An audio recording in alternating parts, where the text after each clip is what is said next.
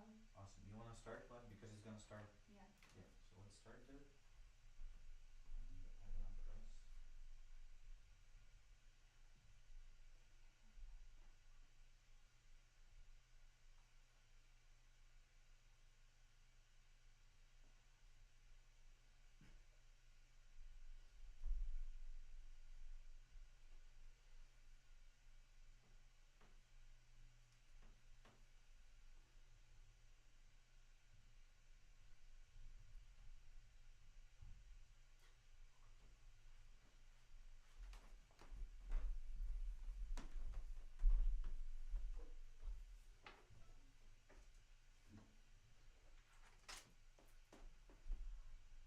Hello everyone and welcome to our Colin Spring concert, which Maria and I organized for you tonight.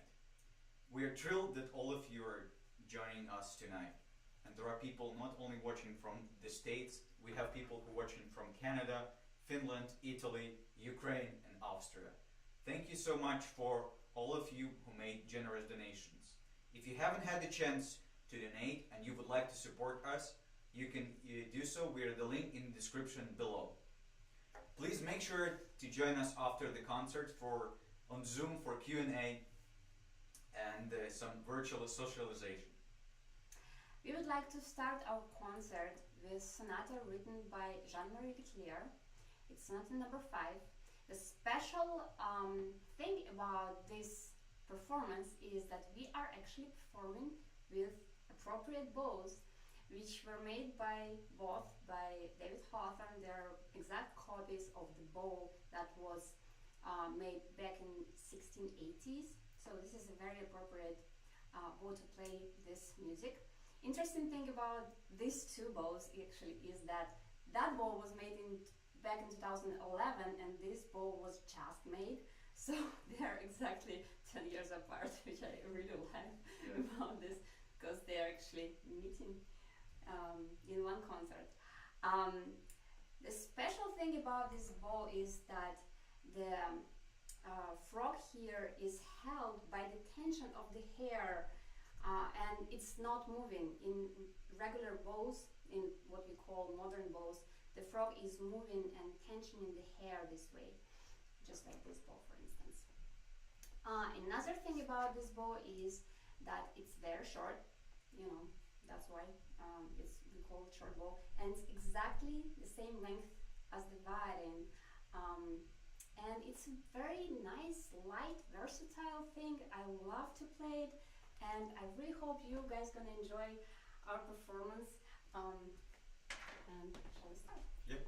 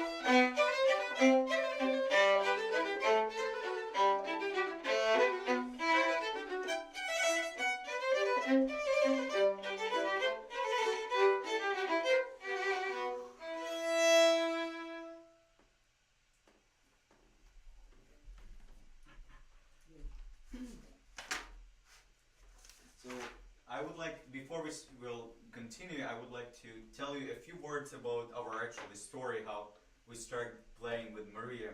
So we are both Ukrainians, and fortunately or unfortunately, we actually didn't meet in Ukraine.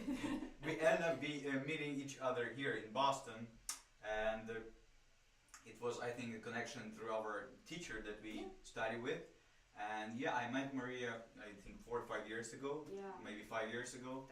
Yeah, and she was incredibly helpful, and I felt this click and really nice chemistry to play with her, and we started collaborating. And after we started playing, in our common projects, and we really find the common language.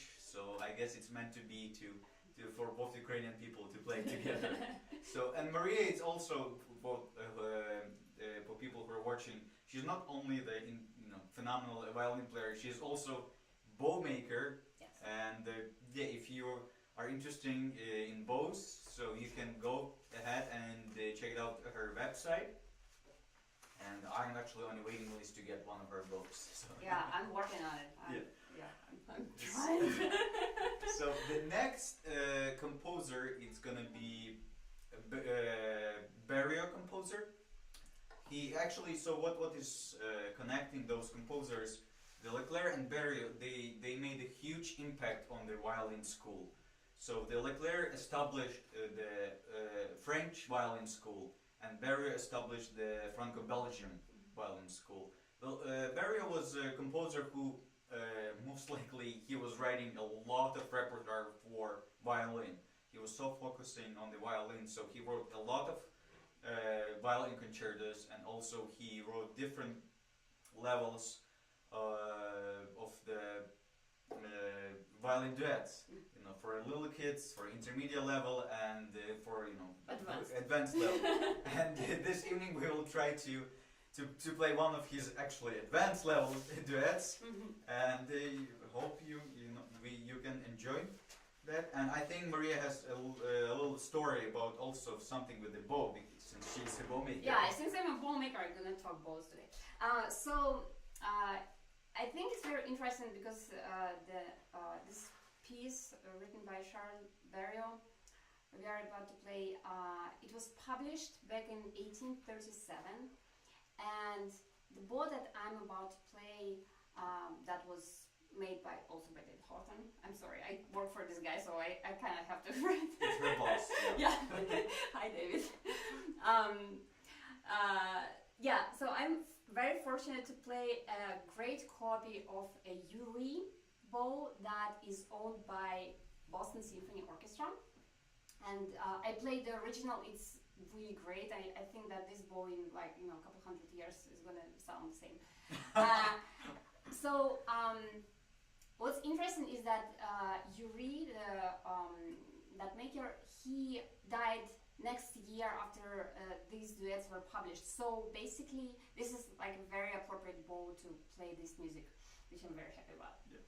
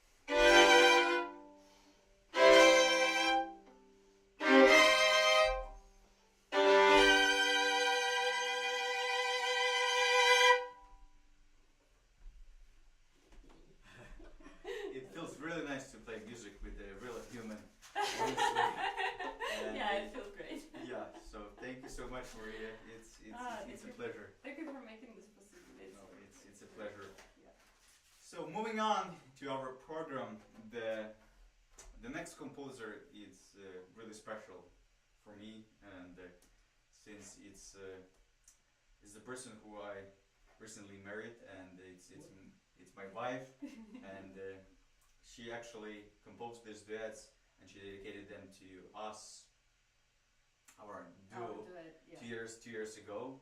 And what is the story? She was actually listening to the Bèriot duets. Us playing or No, just from one? Okay. just researching. So the composer that we just played, so she was inspired by that composer, and she wrote this 8 short duets for us. And it's not the first time that we are playing them, but I know that a lot of people still haven't heard them, and we decided to share them with you tonight. So hope you will enjoy them, and also a special thank you. She's actually with us. Yeah, Maggie is here. You can't see her, but she's doing a phenomenal job, because I'm really bad with technology. Everything what I'm touching, I'm destroying. So I'm triple, double, duplicate. I don't know, like fortunate to have a composer, pianist, and a person who are really, really good with technology. So hopefully you are enjoying the concert, and she's managing all of this streaming. So thank you so much for it. A huge thank you to her. Phenomenal. For that. Yes. And we will play Margaret Boswell, Boston-based composer, lives in Watertown here. 8 duets for 2 violins.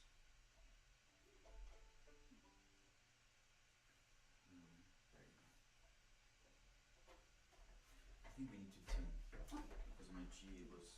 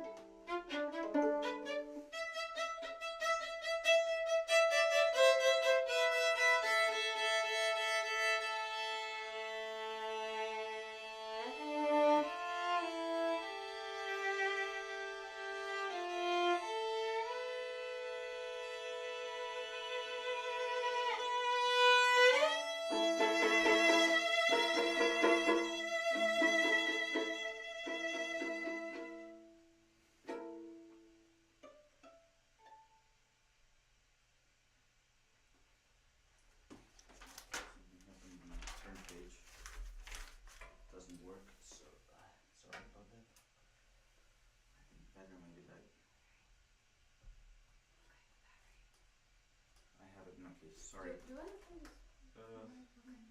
I have it in my case. Sorry. It's really nice. Sorry, guys. It's really nice to have technology nowadays, but technology. Except that when technologies fail. Yes. So. Yeah, this is actually my first online concert, and I think it's my first concert in past year and half at least. I don't know. It's been really long. It's really nice to play music. Finally, I think everyone's saying that, but it's just one of those things that we musicians really miss during pandemic. So yeah, it's really nice that you guys are here with us. Thank you so much for joining us. Right? Mm-hmm. Good. Almost.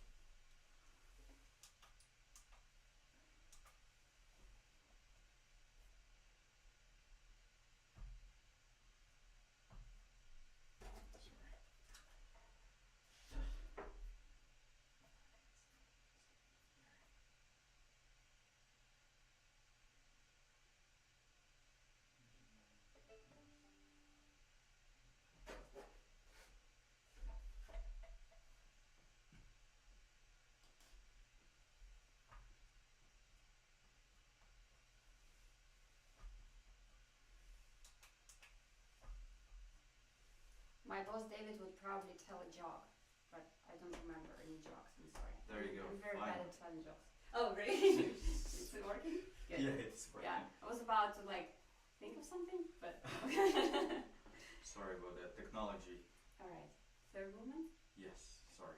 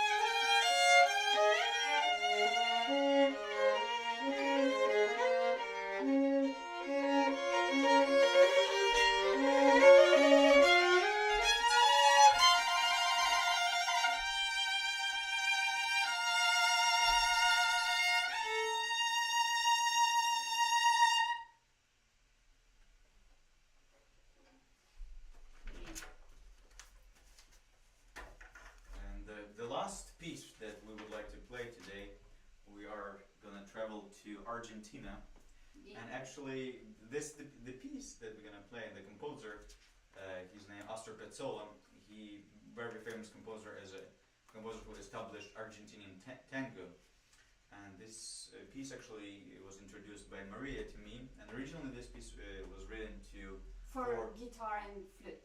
In flute, And yes. flute, Oh, yeah. wow. Well, violin is Yeah, like violin, violin. yeah.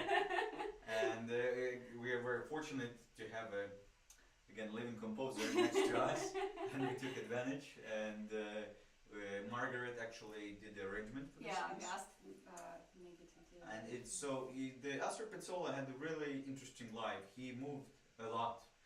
He was born in Argentina. After he moved to United States, after he moved back to Argentina, after he moved back to United States, after he ended up being in Paris, and after he was on a tour with his quintet.